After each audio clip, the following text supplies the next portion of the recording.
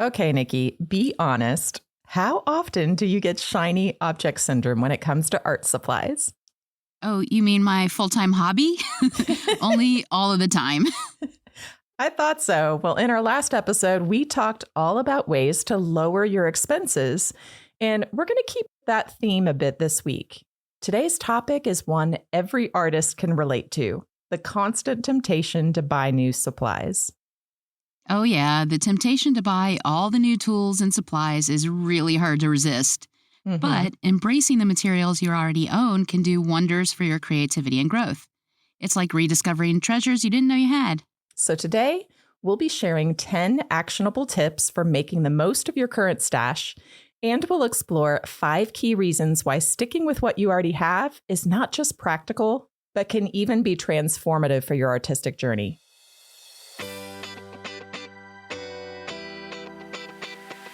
Hi, this is Laura Lee Griffin. And this is Nikki May with the Startist Society, inspiring you to stop getting in your own way and start building an art biz and life that you love. We are artists who believe strongly in the power of community, accountability, following your intuition, taking small, actionable steps, and breaking down the barriers of fear and procrastination that keep you stuck. Follow along with us on our creative business journey as we encourage you on yours. Okay, Laura, let's break down some of the biggest benefits first of using the supplies you already own. The first and biggest one, especially after our last episode, is saving money. This one is a total no-brainer. Using what you already have means more cash in your pocket, cash you could save or use for something that will make a real difference in your creative business. Absolutely. Number 2 is it helps boost your creativity. When you have limitations to the supplies that you're using, it pushes you to innovate and find new uses for familiar tools. Personally, I found some of my best work, Nikki, has come from when I forced myself to use a limited number of colors or a limited number of supplies. It kind of frees up your brain to having to make all those choices, and then it lets you explore the medium that you're actually working with. And also, it gives you the opportunity to master the tools that you already have. I mean, how many of us buy new things without really even learning how to use what we have to the fullest, right? I am definitely guilty of that. But if you spend time with the current tools that you have, then it helps you build skills, confidence, and trust in your abilities, right? Mm-hmm. And let's be honest, Laura, you already own all the colors of the rainbow. Do you really need more? Well, I feel like I always need more, Nikki. But I really don't. So, for example, the best watercolor artists that I know can make their work with really around 6 to 8 colors total. So just like one cool and one warm red, one cool and warm yellow, and then the same for blue. And that can give you just about any color in the rainbow if you really know your pigments, right? Except right? for opera pink, Nikki. I'd still definitely have to buy opera pink. Okay, Laura, of course you would, but I bet you have opera pink already in about 6 different types of paint. Not 6, but maybe more than one. Uh-huh. So another benefit of using what you already have is staying focused. Less time shopping means more time for actually creating. Right? I don't know how many times that I've gone down a rabbit hole and spent like an hour online shopping when I could have been sitting in my studio creating something. For sure. All right, another benefit for using what you have is actually building a consistent style. So if you're using the same set of supplies over time, it can really help you develop a consistent aesthetic. So mastery of a specific set of tools often leads to a recognizable style, making your work more cohesive and distinctive. Which is something we're always striving for, right? Right. And an added bonus, it's eco-friendly, making the most of what you already have reduces waste. It's a small but meaningful way to help the planet while creating your art. Exactly. Okay, so now that we've covered some of the benefits, Nikki, of using what you've got, what are some tips to put into action to really help maximize your existing art supply stash? Simple things like stashing your oil paint palette in the freezer or keeping your acrylic paints moist with special palettes that have like damp sponges underneath and like a cover to seal it can help make your paint last a lot longer if you know that you're not going to finish working on it right away. You can also mix acrylic paint medium into your paints to retain the opacity but stretch the life of your paint tubes out further. Yeah, Nikki, I do all of those things, and I think it's super, super helpful, especially if you've spent a whole bunch of time custom mixing beautiful paint colors. It's really hard to match those sometimes later, so it's a really great idea to be able to save those paints. Now, another way to extend the life of your supplies and take good care of them is making sure you're taking care of your brushes. And if your brushes have splayed hairs on them, you can try dipping them in boiling water and then shaping them to a point to bring them back into a usable shape. You want to keep those brushes out of direct sunlight, especially those really nice watercolor brushes that you've spent a chunk of change on, right? Definitely. And you want to ensure that you don't let your watercolor or acrylic brushes sit directly in a container of water for any extended period of time. I am so guilty of that. It is so easy to do, but right? You put it down and you go to get your cup of coffee and totally forget that it's been sitting there. So what happens is it loosens the glue in the ferrule. Ferrule? Feral? Are you calling me feral? I don't know how you pronounce that word. Is it feral, Nikki? Ferrule? I don't know. It loosens the glue. It loosens the glue and it will damage your brushes over time. So I like to rinse my brushes, shape them, and then I dry them laying flat. I even have a little water pot that has ridges on the top of it, Nikki, and you can basically lay your brush on top of that, which helps it kind of get air on all sides. Yeah, that's one of the reasons I like using encaustic, because you don't actually ever have to rinse your brushes. That's true, because the wax just reheats. Yeah, they just basically last forever. You just let them harden. But it's really hard to clean them, Nikki, when you want to go to a different color. So you kind of have to have a brush for every color in encaustic. I don't know. That's what I found. Yeah. Anyway, moving on. So another thing you can do is try doing monochromatic studies. Challenge yourself by using just one medium, like just charcoal, just graphite, or just a single paint color, and focus on value, form, and shading. It's a great way to learn and grow without needing a million supplies. I absolutely love doing this with the color indigo in watercolor. Not opera pink? Not opera pink. Yeah, that's probably not the best one. It's really great to have a darker color because you can always lighten it with water, right? Right. So then you get all of these beautiful values. And I find that's just the best way to learn how to paint value is to start with, a beautiful dark color and create lots of layers. And you can do gorgeous landscapes. You can do portraits, but indigo is probably my favorite color to do that with.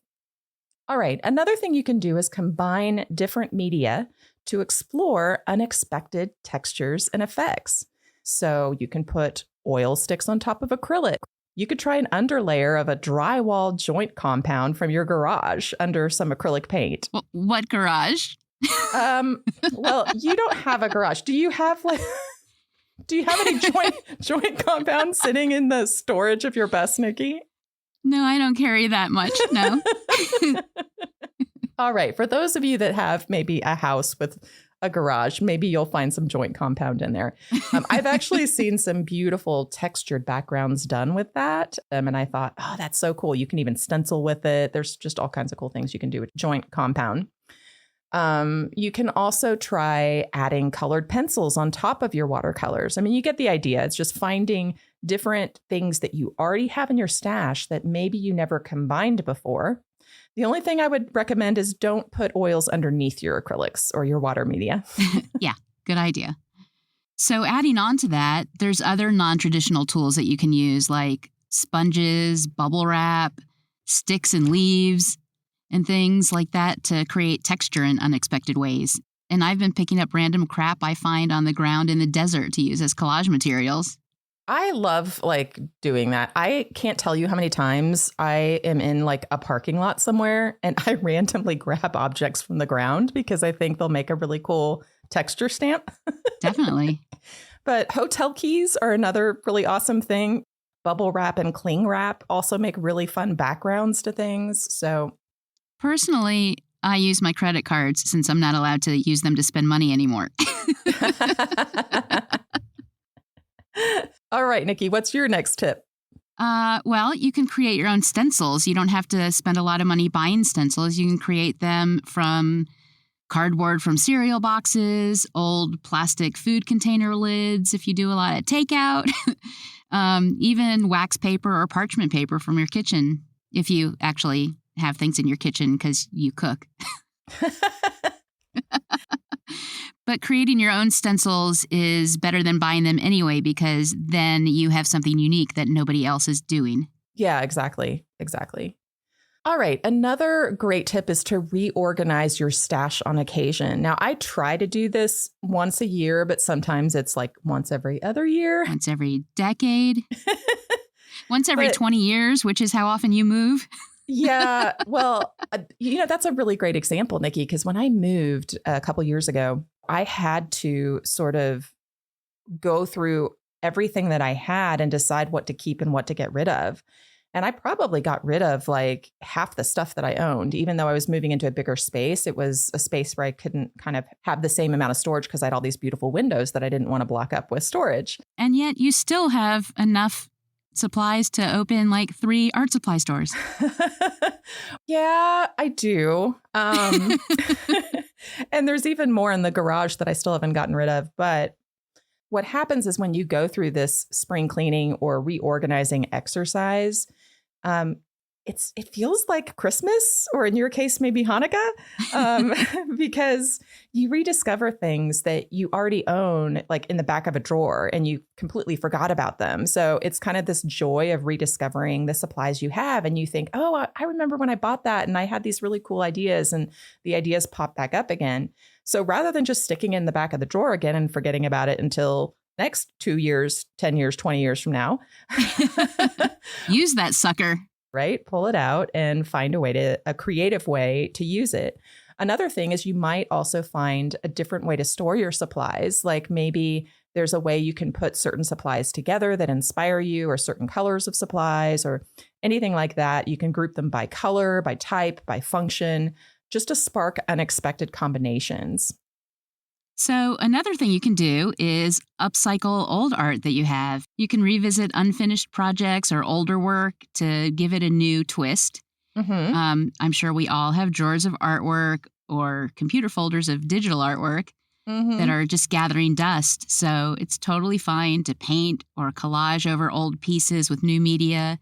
Or if it's something you really hate, just completely paint over it or turn it over and use the back of old work for new experiments or even studies.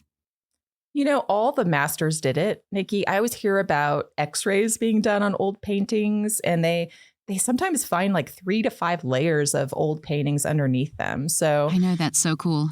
It's super cool. So someday somebody's going to be doing that to our paintings, Nikki. They're going to be. Can you put encaustic through an x-ray? Probably. Yeah. It's not heat. heat. So what's your next tip, Laura? Okay, I love this one. Practice creating your own custom colors by going to a hardware store and grabbing some paint sample cards or little paint chips of the colors that you like the colors that call to you. Blend your existing stash together to try to get as close as you can to those colors. You'll learn in that process a lot about what you can create with what you already own. You can take notes on each sample card of what colors and ratios you blended together so that you can easily repeat those colors in the future. And honestly, this is a great thing for even if you had every color of the rainbow, right? It's a great exercise to learn how to properly blend. Right. And when I say properly blend, I just find that when you blend your own colors, usually there's a lot more depth to that color than it is if you just use something straight out of a tube, right? Because I own all the tubes, right? Right. But still, if you mix your own, then you're sure that you're not going to look like anybody else because your colors are going to be unique to you. Right. So my next tip is, I love setting challenges for myself. Mm-hmm. So committing to a certain number of pieces using only what you already have might be a great idea. Right. The constraint can help focus your energy and creativity. You could use the 100-day project for this, or something smaller if that's too overwhelming, say 30 days. Or you could be crazy like I've been and do a 365-day challenge using only what you already have. Like the one I did with nothing but a Moleskine accordion fold sketchbook and a Uniball Signo gel pen. Or let's be honest, 8 Moleskine sketchbooks and a whole box of pens. That one was actually really cool. I loved the way that the drawing kept going, like on all the different accordion pages. Yeah, it was one continuous drawing over like 8 sketchbooks. Yeah, that was super cool. Which I wouldn't have come up with if I hadn't set that challenge for myself, you know? Right. And our final tip today is to host a stash swap. So sometimes you just need that little dopamine rush. So get together with other artist friends and swap supplies. You'll each get to play with something new without impacting your budget or spending any cash. Oh, I love that one, Laura, because I totally want to go shopping in your studio. We hope these tips have left you inspired to see your stash of supplies in a new light, spark some creativity, and save you some cash. To read today's show notes and get a downloadable PDF with today's tips, go to startistsociety.com/useyourstash. And don't forget to share your ideas for using what you already have in the Startist Society Facebook group so we can share in the fun. If you've enjoyed today's episode, we'd love for you to leave us a 5-star rating and review. Reviews help us reach more Startists like you and keep us inspired to create new episodes. Thanks for listening, and we'll see you next time.